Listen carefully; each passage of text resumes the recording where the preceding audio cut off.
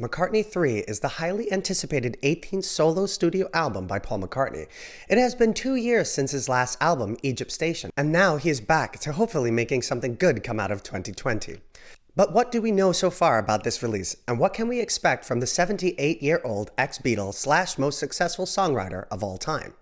Well, to help me out, I've drafted in someone who knows just a little bit about McCartney himself. Everyone, please welcome Sam from the Paul or Nothing podcast. Hello there, everyone. Sam here from Paul or Nothing, the place to get all of your Paul, all of the time.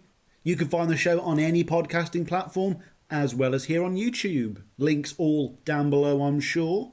I am here to come and let you all know why this album is going to be something rather special indeed. McCartney 3 is the third and final entry in the McCartney trilogy. First, you had his self-titled debut solo album, McCartney, which was released in 1970. Written and recorded during the breakup of the Beatles, it was a quaint, lo-fi family affair, and contained the classic songs, Every Night, Maybe I'm Amazed, and Ooh You. Then, moving forward to 1980, you have McCartney 2, an album created after Paul's pop bust in Japan and released during the breakup of his second band, Wings. This new album was a synthy masterpiece which showcased both Paul's pop-centric and experimental sides simultaneously, with hits such as Coming Up, Temporary Secretary and Dark Room. Now, to round out the trio 50 years later, and at the end of another decade, we have 2020's McCartney 3. And, considering how different McCartney 2 is from the first McCartney album, it's more than likely that McCartney 3 will be just as different. But what makes a quote-unquote McCartney album different from any other record in the solo McCartney canon? Well, one of the defining features of the first two McCartney albums was that they were both recorded at home. McCartney was born out of the collapse of the Beatles, and McCartney 2 was born out of the dissolution of Wings. Now, with McCartney 3, we have an album born out of the UK's COVID-19 pandemic. In the spring of 2020, the United Kingdom went into their first national lockdown, with Paul choosing to isolate with his and Linda's daughter Mary McCartney, who also did the photography for the album in her mother's place. Upon finding himself with a lot of spare time on his hands, he did what comes naturally to him. He wrote an album. This period would soon come to be referred to as Paul's Rockdown, and with what equipment was available to him at the age of 78 was able to produce a professional, contemporary album.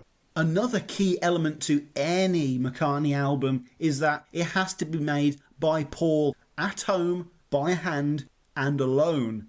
McCartney was one of the very first pioneers of home recording technology, and being the effortless multi-instrumentalist that he is, means he doesn't need anyone else around him to actually get a record made. So, not only are the McCartney albums 1 through 3 all written and produced by Paul, but he also plays all of the instruments on every song, which at 78 years old is no mean feat, particularly when it gets you on the front cover of Rolling Stone with Taylor Swift.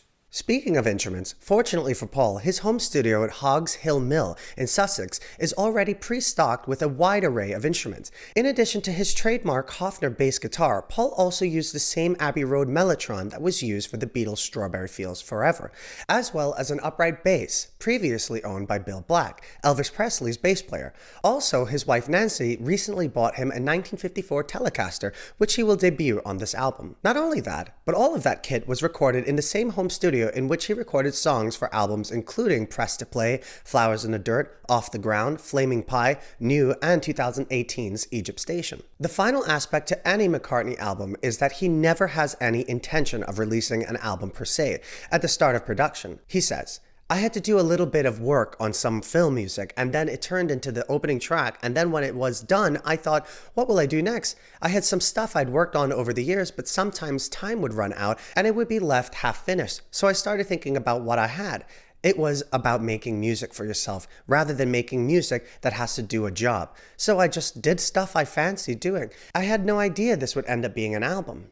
In addition to writing some new songs, McCartney has used lockdown as an opportunity to dust off a bunch of old songs they had never finished. Now, Paul is known for having an enormous back catalog of unreleased tunes, but in a recent interview, he hinted it may be bigger than even the most hopeful bootlegger could have imagined. He continues, "The problem with iPhones is that you can record an idea and you think, that's good, I'll finish this later. Then you realize you've got 2,000 of these ideas on your phone. Oh God, am I ever going to get round to them?" But what are some of the specifics that we can expect from this album?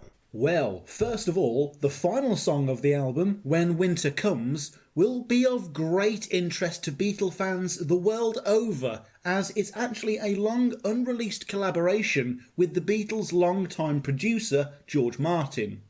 This song goes all the way back to sessions for the Flaming Pie album on a track called Calico Skies, and, as it turns out, these particular sessions, and this wasn't planned, ladies and gentlemen, took place on the exact day I was born, September 3rd, 1992. So yeah, that's rather serendipitous. But yeah, doesn't this break the whole homegrown ethos of these McCartney albums? Well, McCartney justifies the inclusion of this song in a recent interview when he said, "There's nothing on that track, it's just me. And I mentioned George because it was a George Martin produced session, but it's just me on the guitar. It was nearly going to be just a bonus extra that was going to be on the reissue of Flaming Pie, but I'd just been reading that great book on Elvis, Last Train to Memphis, and it mentioned a song and said you'd probably never heard it because it was buried as a bonus on the B-side of an album. So I thought, no, I'd rather have this one as a proper track." Pressing on to play, and we all know Paul is a man with a penchant for writing silly love songs about the person he's currently in a relationship with, but rarely, if ever, about his exes.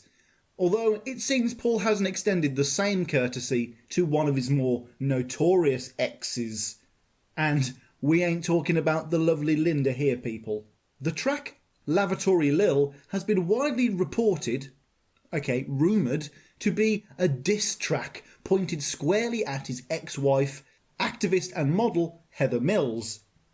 McCartney and Mills were married in 2002, and that led to a costly £24.3 million divorce in 2008. Recently, in an interview, when asked who Lavatory Lil was, McCartney replied, "To tell you the truth, she was someone who we rubbed up against.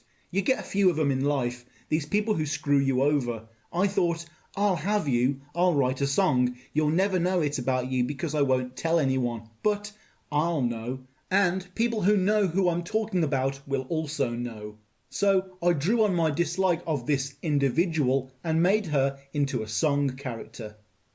Now, neither McCartney nor his press office have confirmed this theory, though when you have lyrics like, "You think she's being friendly, but she's looking for a Bentley," and you can see why people may think this one might just be true.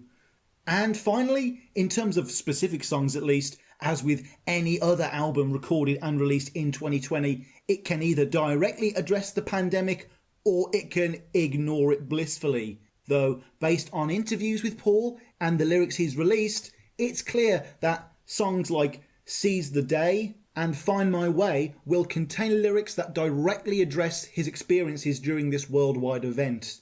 This isn't the only advice Paul is going to be giving on this album, as songs like Women and Wives and Pretty Boys have, again, rumoured to be from the perspective of an older McCartney, drawing on the fact that, again, he is now 78 years old, which I, for one, am really excited about. While coronavirus has meant that the coveted #1 album spot has been easier to get than ever with so little competition, it's no wonder McCartney is expected to take the top spot. But that doesn't mean he's taking any chances either. At the time of recording, there are more than 10 separate vinyl versions of this album, with further deluxe editions predicted to be released in the new year. There's also 6 different CDs and a cassette tape version, as well as other lucrative merch. Now, what you have to remember, 2 things here first, folks. Firstly, even though all of these releases are all slightly different, they all count as the same McCartney 3. And secondly, all pre-orders and pre-sales count towards the first week's sales. sales. This relentless marketing to the collector fan base means McCartney is very likely to enter the charts on both sides of the Atlantic later this month. That's if it does come out, as all of these various vinyl pressings and the difficulties of organising them simultaneously has led to a rather controversial 1-week delay.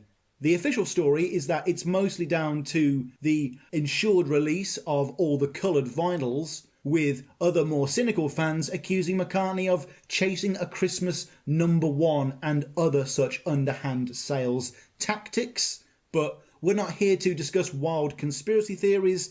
That is what my podcast is for. With the album's focus on looking back over one's life, the theme of winter, the fact that this ends a trilogy, and Paul is 78 years old, many cynical and boring people have theorized that this is the final album McCartney will ever put out. Well, that just isn't going to be the case, is it?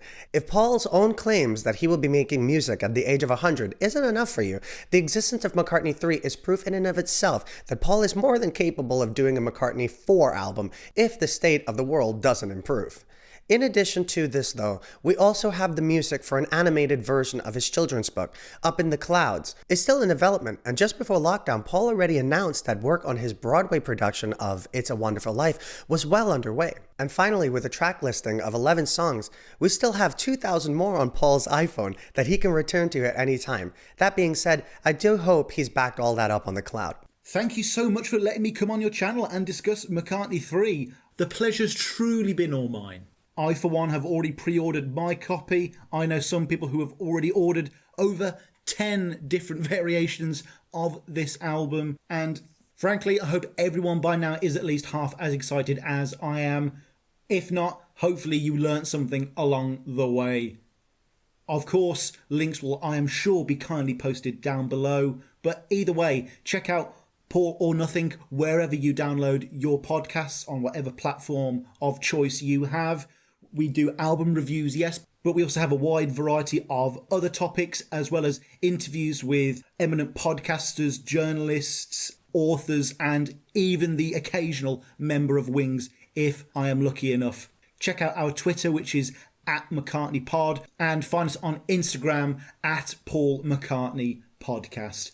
Thank you so much for having me on. It's been a pleasure to be here. Peace and love.